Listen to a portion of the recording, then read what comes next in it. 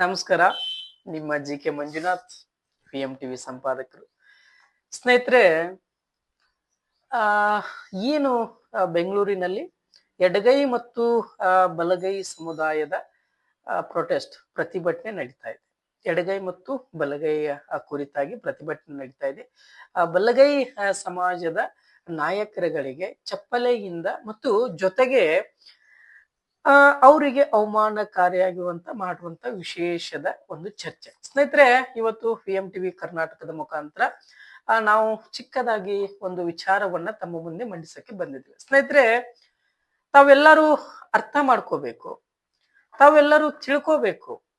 ಇವತ್ತು ನಾವು PMTV ಕರ್ನಾಟಕದಿಂದ ಎಷ್ಟು ಸಾಧ್ಯವೋ ಅಷ್ಟರ ಮಟ್ಟಿಗೆ ನಾವು ಮುಟ್ಟಿಸೋದಕ್ಕೆ ಪ್ರಯತ್ನ ಪಡ್ತಾ ಇದ್ದೀವಿ. ಯಾಕೆಂದ್ರೆ ಬೇರೆ ಒಂದು ವಿಚಾರವನ್ನ, ಬೇರೆ ಒಂದು ಕಲ್ಪನೆಗಳನ್ನ, ಬೇರೆ ಒಂದು ಸ್ವರೂಪವನ್ನ ಪಡ್ಕೊಂತ ಇರುವ ಜಾತಿಗಳ ನಡುವೆ ಮತ್ತು ಇನ್ನೊಬ್ಬರು ಬೇಳೆ ಬೇಯಿಸ್ಕೊಳ್ತಾ ಇರುವ ವಿಚಾರವನ್ನ ನಾವು ತಮ್ಮ ಮುಂದೆ ವ್ಯಕ್ತಪಡಿಸ್ತಾ ಇದ್ದೀವಿ. ಸ್ನೇಹಿತರೆ, ಇವತ್ತು ಎಡಗೈ ಮತ್ತು ಬಲಗೈ ಮೀಸಲಾತಿ, ಒಳ ಮೀಸಲಾತಿ ಕುರಿತಾಗಿ ಹೆಚ್ಚಾಗಿ ಪ್ರತಿಯೊಂದು ರೀತಿಯಾಗಿ ಪ್ರತಿಭಟನೆ ನಡೀತಾ ಇದೆ. ಆದ್ರೆ ಇದು ಯಾವತ್ತೂ ನಡೆದಿರ್ಲಿಲ್ಲ. ಈಗ ಯಾಕೆ ನಡೀತಾ ಇದೆ? ಈಗ ಯಾಕೆ ನಾಯಕರುಗಳ ಮುಂದೆ ಬರ್ತಾ ಇದ್ದಾರೆ? ಈಗ ಯಾಕೆ ಇದ್ರ ಬಗ್ಗೆ ಅತಿ ಹೆಚ್ಚು ಧ್ವನಿ ಎತ್ತಾ ಇದ್ದಾರೆ ಅನ್ನೋದು ತಾವುಗಳು ಅರ್ಥ ಮಾಡ್ಕೋಬೇಕು. ಇವತ್ತು ಒಬ್ಬ ನಾಯಕ ಆಗ್ಬೇಕು, ಅದರಲ್ಲಿ ಒಬ್ಬ ದಲಿತ ನಾಯಕ ಆಗ್ಬೇಕು, ಒಬ್ಬ ದಲಿತ ಮುಖಂಡ ಆಗ್ಬೇಕಂದ್ರು ಅಷ್ಟು ಈಸಿ ಅಲ್ಲ. ತಾವುಗಳು ಅರ್ಥ ಮಾಡ್ಕೋಬೇಕು ಸ್ನೇಹಿತರೆ. ಇವತ್ತು ಏನಾದ್ರೂ ಬಾಬಾ ಸಾಹೇಬ್ ಅವರು ಇದ್ದಿದ್ರೆ, ಅಥವಾ ಏನಾದ್ರೂ ಇವತ್ತು ಬಾಬಾ ಸಾಹೇಬ್ ಅವರ ಕಾನೂನಿಗೆ ನೀವು ಗೌರವ ಕೊಡ್ತಾ ಇದ್ರೆ, ಅಥವಾ ನೀವು ಏನಾದ್ರೂ ಕಾನೂನಿನ ಅಡಿಯಲ್ಲಿ ಬದುಕ್ತಾ ಇದ್ರೆ, ಅಥವಾ ನೀವು ಏನಾದ್ರೂ ಕೆಟ್ಟ ಹುಳಗಳನ್ನ ಬಿಟ್ಟು ನೀವು ಸಂಸ್ಕೃತಿಯಲ್ಲಿ ಇವತ್ತು ಬಾಬಾ ಸಾಹೇಬ್ ಚೌಕಟ್ಟಲ್ಲಿ ಇದ್ದಿದ್ರೆ ಈ ತರ ಮಾಡ್ತಾ ಇರ್ಲಿಲ್ಲ ಅಂತ ಜನ ಮಾತಾಡ್ತಾ ಇದ್ದಾರ್ರಿ. ಯಾಕೆ ಜನ ಮಾತಾಡ್ತಾ ಇದ್ದಾರೆ ಅಂದ್ರೆ ಅರ್ಥ ಮಾಡ್ಕೋಬೇಕು ಸ್ನೇಹಿತರೆ. ಇವತ್ತು ನೀವುಗಳನ್ನೇ ಇವತ್ತು ಎತ್ತಿ ತೋರಿಸ್ದಂಗಿದೆ ಸಮಸ್ಯೆಗಳನ್ನ. ಅರ್ಥ ಮಾಡ್ಕೊಳ್ಳಿ. ಯಾವುದೇ ಒಂದು ಸಮುದಾಯಗಳು ಅಥವಾ ಬೇರೆ ಒಂದು ಸಮುದಾಯಗಳು ಈ ಹಿಂದೆನೆ ಹೋದಂತ ಸಮುದಾಯಗಳ ನಾನು ಹೆಸರು ಹೇಳಲ್ಲ, ಆದ್ರೆ ನಾವು SC ಕಮ್ಯುನಿಟಿಯಲ್ಲಿ ಬರ್ತೀವಿ, ನಾವು ಮೀಸಲಾತಿಯನ್ನ ತಗೋಬೇಕು, ನಮಗೆ ಅವರಷ್ಟು ಹಕ್ಕು ಬೇಕಂತ ಪ್ರತಿಭಟನೆಗಳನ್ನ ಮಾಡ್ತಾ ಇದ್ರು. ಏನ್ ಹೇಳಿ, ಅವರಷ್ಟೇ ನಮಗೆ ಹಕ್ಕುಗಳನ್ನ ಬೇಕಂತ ಹೇಳ್ಬಿಟ್ಟು ಪ್ರತಿಭಟನೆ ಮಾಡ್ತಾ ಇದ್ರು. ಅವ್ರು ಯಾವತ್ತು ಅವರ ನಾಯಕರುಗಳಿಗೆ, ಆ ಸಮುದಾಯದ ನಾಯಕರುಗಳಿಗೆ ಅವರು ಈ ರೀತಿಯಾಗಿ ಪ್ರತಿಭಟನೆಯನ್ನ ಮಾಡಿರ್ಲಿಲ್ಲ. HV ಮಾದೇವಪ್ಪ ಆಗಿರ್ಬೋದು, G ಪರಮೇಶ್ವರ್ ಆಗಿರ್ಬೋದು, ತಿಮ್ಮಾಪುರ ಆಗಿರ್ಬೋದು, ಗೋವಿಂದ ಕಾರಜೋಳ ಆಗಿರ್ಬೋದು, ಯಾರೇ ಆಗಿರ್ಬೋದು, ಅವ್ರು ಈ ರೀತಿಯಾಗಿ ಮಾಡಿದ್ರ? ನಮ್ಮ ಸಮುದಾಯದ, ನಿಮ್ಮಗಳ ಸಮುದಾಯದ ಒಬ್ಬ ನಾಯಕರನ್ನ ನೀವೇ ಒಬ್ಬ ಕೀಳ ರೀತಿಯಾಗಿ ಮಾತಾಡಿದಾಗ ಬೇರೆಯವ್ರು ಯಾವ ರೀತಿಯಾಗಿರುತ್ತಾರೆ? ಇದು ಒಂದು ಸಮುದಾಯಕ್ಕೆ ಆಹ್ವಾನ ಮಾಡ್ಲಿಲ್ವಾಯ್ತು? ಬಲಗೈ ಸಮುದಾಯದವರು ಮಾದಿಗರ ಸಮುದಾಯಕ್ಕೆ ಕೆಟ್ಟದಾಗಿ ಕೊಟ್ಬಿಟ್ರಂತೆ. ಓಕೆ, ಕೆಟ್ಟದಾಗಿ ಕೊಟ್ಟಿರ್ಬೋದು. ಕಾನೂನಾತ್ಮಕವಾಗಿ ಹೋರಾಟಗಳನ್ನ ಮಾಡಿ ಒಬ್ಬ ನಾಯಕನನ್ನ ಎಷ್ಟು ಕೀಳಾಗಿ ನೋಡ್ತಿರಲ್ಲ, ಒಬ್ಬ ನಾಯಕರನ್ನ ಚಪ್ಪಲಿಯಿಂದ ಹೊಡಿತಿದ್ದೀರಲ್ಲ. ನಾನು ಯಾವ ಸಮುದಾಯದ ಬಗ್ಗೆ ಮಾತಾಡ್ತಾ ಇಲ್ಲ, ಕಾನೂನಿನ ಅಡಿಯಲ್ಲಿ ಮಾತಾಡ್ತಾ ಇರೋದು, ಕಾನೂನಿನ ಚೌಕಟ್ಟು ಬಿಟ್ಟು ಮಾತಾಡ್ತಾ ಇಲ್ಲ ನಾನು. ಯಾಕೆ ನಾ ಈ ವಿಚಾರವನ್ನ ಮಂಡಿಸ್ತಾ ಇದ್ದೀನಿ ಅಂದ್ರೆ ಅರ್ಥ ಮಾಡ್ಕೊಳ್ಳಿ. ಈ ಹಿಂದೆ ಮೀಸಲಾತಿ ಕುರಿತಾಗಿನೂ ಅವರಿಗೆ ಯೋಜನೆಗಳು ಬೇಕು, ನಮ್ಮನ್ನು SC ಕಮ್ಯುನಿಟಿಯಲ್ಲಿ ಸೇರಿಸ್ಕೊಳ್ಳಿ ಅಂತಾನು ಹೋರಾಟ ಮಾಡಿದ್ರು, ರೈಟ್? ಆದ್ರೆ ಈ ರೀತಿಯಾಗಿ ಮಾಡಿದ್ರ?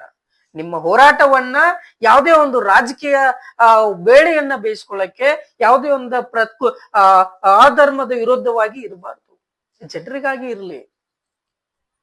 ಫೈಟ್ ಮಾಡಿ. ಯಾಕೆ ಇವತ್ತು ಎಡಗೈ ಬಲಗೈ ಅಂತ ಕರೀತಾ ಇದ್ದಾರೆ? ಎಡಗೈ ಬಲಗೈ ಒಂದೇ ದೇಹದಲ್ಲಿ ಇರುತ್ತೆ ಅನ್ನೋದು ಮರೆತು ನೀವು ಪ್ರತಿಭಟನೆ ಮಾಡ್ತಾ ಇದ್ದೀರಾ ಅಂತ ಅನ್ಸುತ್ತೆ. ಇಂಥ ಒಂದು ಅನ್ಯಾಯಕಾರಿ. ಇಲ್ಲಿ ಒಳ್ಳೆಯವರಿದ್ದಾರೆ, ಇಲ್ಲಿ ಒಳ್ಳೆಯವರಿದ್ದಾರೆ, ಎಡಗೈಲನ್ನು ಒಳ್ಳೆಯವರಿದ್ದಾರೆ, ಬಲಗೈಲನ್ನು ಒಳ್ಳೆಯವರಿದ್ದಾರೆ. ಎಲ್ಲೋ ಒಂದು ಕಡೆ ಕೆಟ್ಟ ಹುಳುಗಳು ಬೇರೆ ರೀತಿಯಾದಂತ ಅವರ ತಲೆಯಲ್ಲಿ ಆಲೋಚನೆಗಳನ್ನ ಇಟ್ಕೊಂಡು ಇವತ್ತು ಸಾಮಾನ್ಯ ಜನರನ್ನ ಬೀದಿಗೆ ಬಂದು ನಾಯಕರುಗಳ ವಿರುದ್ಧ ಹೋರಾಟ ಮಾಡ್ತಿದ್ದಾರಲ್ಲ. ಮಾಡಕ್ ಬೇಡ ಅಂತಲ್ಲ, ಸರಿ ತಪ್ಪುಗಳನ್ನ ನೋಡಿ, ಅದಕ್ಕೆ ಆದಂತ ಕಾನೂನಿದೆ, ಅದಕ್ಕೆ ಆದಂತ ಕಾನೂನು ಚೌಕಟ್ಟುಗಳಿದಾವೆ. ಅದನ್ನು ಬಿಟ್ಟು ನೀವು ಏನೋ ಅಂತ ಮಾಡಿದ್ರೆ ಅದು ಹೇಗಾಗುತ್ತೆ? ಇವತ್ತೇನಾದ್ರೂ ದಲಿತರಿಗೆ ಎಷ್ಟು ಸಮಸ್ಯೆ ಆಗ್ತಾ ಇದೆ, ಈಗಿನಿಂದನೂ ದಲಿತರನ್ನ ಬಹಿಷ್ಕಾರ ಹಾಕ್ತಾ ಇದ್ದಾರೆ, ಈಗಿನಿಂದ ದಲಿತರಿಗೆ ಸಾಲ ಸೂಲದಲ್ಲಿ ಸಾಯಿಸ್ತಾ ಇದ್ದಾರೆ, ಈಗಲೂ ಕೂಡ ದಲಿತರಿಗೆ ಜೀತ ಪದ್ಧತಿಯಲ್ಲಿ ಇದ್ದಾರೆ, ಈಗಲೂ ಕೂಡ ದೇವಸ್ಥಾನದಲ್ಲಿ ದಲಿತರನ್ನ ಪ್ರವೇಶಕ್ಕೆ ಬಿಡಲ್ಲ, ದಲಿತರ ಅಭಿವೃದ್ಧಿ ಆಗ್ತಾ ಇಲ್ಲ, ದಲಿತರು ಎಲ್ಲಿದ್ದಾರೆ ಅಲ್ಲೇ ಇದ್ದಾರೆ. ಆದ್ರೆ ಇದನ್ನ ಯಾರು ದೊಡ್ಡದಾಗಿ ಧ್ವನಿ ಎತ್ತಲ್ಲ, ಇದನ್ನ ಯಾರು ದೊಡ್ಡದಾಗಿ ಧ್ವನಿ ಎತ್ತಾ ಇಲ್ಲ. ಎಷ್ಟೋ ಇವತ್ತು ದಲಿತ ಹೆಣ್ಣು ಮಕ್ಕಳಿಗೆ ರೇಪ್ಗಳಾಗ್ತಾ ಇದೆ, ಮರ್ಡರ್ಗಳಾಗ್ತಾ ಇದೆ, ದಲಿತರು ಅಲ್ಲೇ ಇದ್ದಾರೆ, ಆದ್ರೆ ಮೇಲೆ ಬರಕ್ಕೆ ದೊಡ್ಡದಾಗಿ ಧ್ವನಿ ಎತ್ತಾ ಇಲ್ಲ. ಆದ್ರೆ ಮೀಸಲಾತಿ ಕುರಿತಾಗಿ, ಒಳ ಮೀಸಲಾತಿ ಕುರಿತಾಗಿ ಅನ್ಯಾಯ ಆಗ್ತಾ ಇದ್ದಾಗ ಮಾತಾಡೋದು ಬೇಡ ಅಂತಲ್ಲ, ನಿಮ್ಮ ರಾಜಕೀಯ ಬೇಳೆಗೋಸ್ಕರ ಈ ತರ ಮಾಡ್ಬೇಕು ಹೋಗ್ಬೇಡಿ. ಯಾರೋಗಳನ್ನ ಮುಂದೆ ಬಿಟ್ಟು, ಅಮಾಯಕರನ್ನ ಮುಂದೆ ಬಿಟ್ಟು ನಿಮ್ಮ ರಾಜಕೀಯ ಬೆಳವಣಿಗೆಯನ್ನ ಬೆಳೆಸ್ಕೋಬೇಡಿ. ನಿಮ್ಮ ರಾಜಕೀಯ ಬೆಳವಣಿಗೆಯನ್ನ ಸ್ವತಃ ನಿಮ್ಮ ಹೋರಾಟದಲ್ಲಿ, ನಿಮ್ಮ ಹಕ್ಕಲ್ಲಿ ತಗೊಳ್ಳಿ. ಇವತ್ತು ನಮ್ಮ ನಾಯಕರುಗಳನ್ನೇ, ನಿಮ್ಮ ನಾಯಕರುಗಳನ್ನೇ, ನಿಮ್ಮ ಸಮುದಾಯ ನಾಯಕರುಗಳನ್ನೇ ನೀವು ಈ ರೀತಿಯಾಗಿ ಕೀಳಾಗಿ ನೋಡಿದ್ರೆ ಮತ್ತೊಬ್ಬ ನಾಯಕ ಮುಂದೆ ಬರ್ತಾನೇನ್ರಿ? ಇವತ್ತು ದಲಿತ ಸಿಎಂ ಬೇಕಂತ ಹೋರಾಡ್ತಾ ಇರ್ಬೇಕಾದಾಗ, ಇವತ್ತು ದಲಿತ ನಾಯಕ ಬೇಕಂತ ಹೇಳ್ತಿರ್ಬೇಕಾದಾಗ, ದಲಿತ ಮಿನಿಸ್ಟರ್ ಬೇಕಂತಿದ್ದಾಗ ಇಂಥದೊಂದು ಆದಾಗ ಒಂದು ಸಮುದಾಯಕ್ಕೆ ದೊಡ್ಡ ಸಮಸ್ಯೆ ಆಗುತ್ತಂತ ಗೊತ್ತಾಗ್ಲಿಲ್ವಾ? ಇದು ತಪ್ಪಲ್ವಾ? ಇಂಥ ಒಂದು ವಿಚಾರವನ್ನ ನಾ ತಮ್ಗೆ ಹೇಳಿದೆ.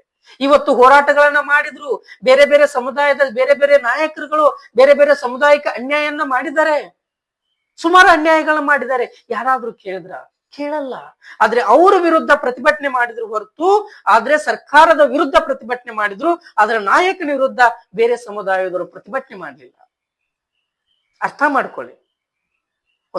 ಪ್ರತಿಯೊಂದು ಸಮುದಾಯದ ನಾಯಕರುಗಳಿದ್ದಾರೆ, ಮಂತ್ರಿಗಳಿದ್ದಾರೆ, ಆದ್ರೆ ಆ ಮಂತ್ರಿ ಹೆಸರು ಹೇಳ್ಕೊಂಡು ಪ್ರತಿಭಟನೆ ಮಾಡ್ಲಿಲ್ಲ, ಆದ್ರೆ ಸರ್ಕಾರದ ವಿರುದ್ಧ ಅಂತ ಪ್ರತಿಭಟನೆ ಮಾಡಿದ್ರು. ಇದು ಯಾವ ಮಟ್ಟದಲ್ಲಿ ಹೋಗ್ತಾ ಇದ್ದಾರೆ? ಈ ಸಮುದಾಯ ಯಾವ ಮಟ್ಟದಲ್ಲಿ ನಿಂದಿರ್ತಾ ಇದೆ? ಇದು ತಾವುಗಳು ಅರ್ಥ ಮಾಡ್ಕೋಬೇಕಲ್ವಾ? ಇದನ್ನೆಲ್ಲ ಅರ್ಥ ಮಾಡ್ಕೊಳ್ಳಿ. ನಿಮ್ಮ ಸಮುದಾಯದ ನಾಯಕರನ್ನ ನೀವೇ ಬೀದಿ ಮೇಲೆ ತಂದ್ರೆ ಮತ್ತೊಬ್ಬ ನಾಯಕ ಮುಂದೆ ಬರ್ತಾನೇನ್ರಿ? ಎಡಗೈ ಆಗಿರ್ಬೋದು, ಬಲಗೈ ಆಗಿರ್ಬೋದು. ಒಬ್ಬ ನಾಯಕ, ಒಬ್ಬ ಸಿಎಂ, ಒಬ್ಬ ಲೀಡರ್ ಆಗ್ಬೇಕಂದ್ರೆ ಎಷ್ಟು ಕಷ್ಟ ಅಂತ ತಮ್ಗೆ ಗೊತ್ತಿರ್ಬೇಕು. ಏನು ಭ್ರಷ್ಟಾಚಾರ, 108 ದಲಿತರನ್ನ ಲೂಟಿ ಮಾಡಿದಾರಲ್ರಿ ನಾಯಕರುಗಳ ಬೇರೆದವರು.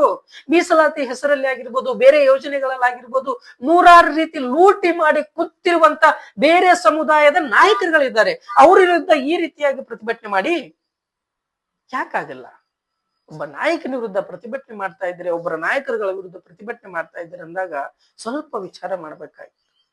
ಸೊ ಸ್ನೇಹಿತರೆ, ಇದು PMTV ಕರ್ನಾಟಕ ಮುಖಾಂತರ ತಮಗೆ ನಾವು ಈ ವಿಚಾರವನ್ನ ತಿಳಿಸಿದ್ವಿ. ಸರಿಯೋ ತಪ್ಪು, ಆದ್ರೆ ಯಾವ್ದು ದೊಡ್ಡದಲ್ಲ, ರೈಟ್ ಲೆಫ್ಟ್ ಯಾವ್ದು ದೊಡ್ಡದಲ್ಲ. ಕಾನೂನಿನ ಅಡಿಯಲ್ಲಿ ಎಲ್ಲರೂ ಇರ್ಬೇಕು, ಎಲ್ಲರೂ ಚೆನ್ನಾಗಿ ಬದುಕಬೇಕು, ಎಲ್ಲರೂ ಒಳ್ಳೆ ರೀತಿಯಾಗಿ ಇರ್ಬೇಕು ಅನ್ನೋದೇ ಬಾಬಾ ಸಾಹೇಬ್ ಅವರ ಆಸೆ ಆಗಿತ್ತು. ಅದಕ್ಕೆ ತಾವು ಯಾರು ದ್ರೋಹ ಮಾಡಕ್ ಹೋಗ್ಬೇಡಿ ಸ್ನೇಹಿತರೆ. ಸೊ ಇವತ್ತಿನ ಈ ಚರ್ಚೆ ಇಷ್ಟ ಆಗಿತ್ತು. ಮತ್ತೊಂದು ವಿಶೇಷ ಸುದ್ದಿಯೊಂದಿಗೆ ಬರ್ತೀನಿ. ನಿಮ್ಮ GK ಮಂಜುನಾಥ್. ನಮಸ್ಕಾರ.